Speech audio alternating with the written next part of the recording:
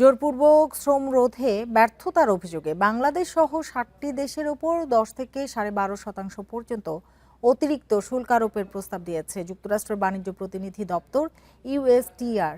এ বিষয়ে বাংলাদেশ, ভারত, চীন, ইউরোপীয় ইউনিয়ন সহ ৭টি দেশের বিরুদ্ধে বাণিজ্য তদন্তও শুরু করেছে সংস্থাটি। এ নিয়ে আলোচনা করতে আমাদের সঙ্গে যোগ দিয়েছেন ঢাকা বিশ্ববিদ্যালয়ের অর্থনীতি বিভাগের অধ্যাপক ডক্টর মোহাম্মদ শাহাদাত হোসেন সিদ্দিকী। জনাব শাহাদাত হোসেন সিদ্দিকী, আপনাকে স্বাগত জানাচ্ছি। যেটি জানতে চাইবো আপনার কাছে, যে জোরপূর্বক শ্রম রোধে ব্যর্থতার অভিযোগে বাংলাদেশ সহ আরও ৭টি দেশের উপর ১০ থেকে ১২.৫% পর্যন্ত অতিরিক্ত শুল্ক আরোপ করেছে যুক্তরাষ্ট্র। এতে রপ্তানি সহ অর্থনৈতিকভাবে কতটা চাপে পড়তে পারে বাংলাদেশ?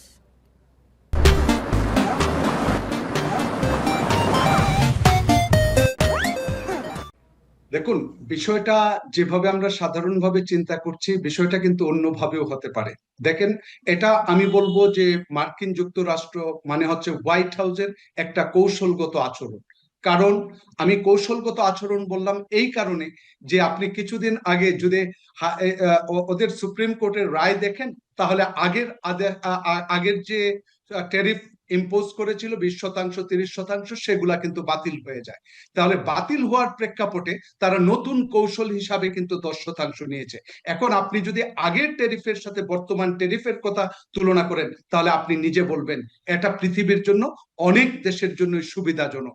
তাহলে সুবিধাজনক ইন এ সেন্স, বাংলাদেশে আগের জন্য 20% থেকে কমিয়ে 19% ধার্য করেছিল, আর এখন যদি সেটা বাংলাদেশের চুক্তি আছে, তাহলে বাংলাদেশের প্রেক্ষিতে সেটা হবে 10%। অতএব 19%-র পরিবর্তে যদি 10% হয়, তাহলে যুক্তরাষ্ট্রের বাজারে বাংলাদেশের যে রপ্তানি, সেই রপ্তানির প্রবৃদ্ধি কিন্তু বাড়বে। কিন্তু প্রেক্ষিতে দেখেন ভিন্ন, যে আপনি যদি গভীরভাবে বিশ্লেষণ করেন, আসলে মার্কিন যুক্তরাষ্ট্র যে ব্যবস্থাপনা তৈরি করছে, তারা জোরপূর্বক শ্রমের ক্ষেত্রে কাজ করছে, কি কিন্তু এমন তারাই কিনা যে প্রকৃতপক্ষে 19%-এর সঙ্গে আরো 10% যোগ হবে? এটা কিন্তু এখনো নির্ধারণ হয় নাই। কারণ যেটা নিয়ে আপনি যদি বিভিন্ন ধরনের পত্র পত্রিকার বিশ্লেষণ আলোচনা করেন, এবং যেহেতু এখনো এই সিদ্ধান্তটা প্রয়োগ হয় নাই, বাংলাদেশের সাথে আগের যে ট্যারিফ ছিল সেটা ছিল 13% থেকে ম্যাক্সিমাম 16%। তাহলে সেই 16%-এর সাথে 10% কিন্তু যুক্ত হবে। অতএব সেই জায়গাটাই আমি বলছি যে আর 19%-এর সাথে 13 যুক্ত হয়ে বাংলাদেশ 31 থেকে 32% ট্যারিফ দিত। এখন প্রকৃত ফাইসালাটা হবে কিন্তু আপনি যেটা উপস্থাপন করলেন, যে গণশুনানি, যেটা জুলাই মাসে নির্ধারণ হবে। অতএব এই প্রেক্ষাপটেও কিন্তু যুক্তরাষ্ট্র আসলে এই ধরনের ইম্পোজিশন করতে পারে কিনা, যুক্তরাষ্ট্রের কোর্ট কিন্তু সেটাও ভাবছে। যে আলটিমেটলি আগেও আইনের ধারায় দেখিয়েছিল, এখনো আইনের দ্বারা তারা দেখাচ্ছে, কিন্তু প্রকৃতপক্ষে যে ঘটনাটা ঘটাচ্ছে যুক্তরাষ্ট্র, সেটা হচ্ছে বৈশ্বিক অর্থনীতিতে এক ধরনের আনসার্টিনিটি এবং ঝুঁকি ক্রিয়েট করেছে।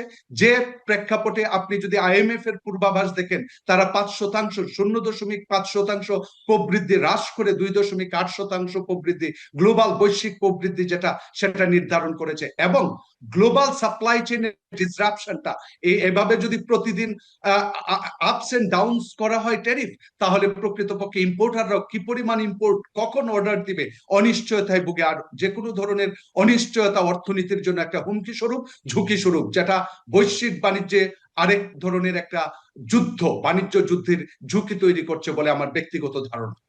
জি। জোরপূর্বক শ্রমে উৎপাদিত পণ্যের বাণিজ্য কার্যকরভাবে নিয়ন্ত্রণে ব্যর্থ হয়েছে বলে জানিয়েছে যুক্তরাষ্ট্র। আপনার কি মনে হয় কেন ব্যর্থ হলো? দেখেন, যুক্তরাষ্ট্র যে ট্যারিফ ব্যবস্থা করছে সেটাই জোরপূর্বক। তাহলে সারা বিশ্বের অর্থনীতি কিন্তু আমেরিকাকেই বলতে পারে যে আমরা গ্লোবালাইজেশনের কথা বলি, তাহলে ফ্রি ট্রেডের কথা বলি, যেখানে যুক্তরাষ্ট্রকে আমরা পায়োনিয়ার হিসাবে বিবেচনা করি। আর সেই যুক্তরাষ্ট্রই যখন ট্যারিফ বসিয়ে তাহলে গ্লোবালাইজেশনের এন্টি কাজ করে, তাহলে তাদের এই যৌক্তিকতাই তো কোনো যুক্তিতে খাটে না।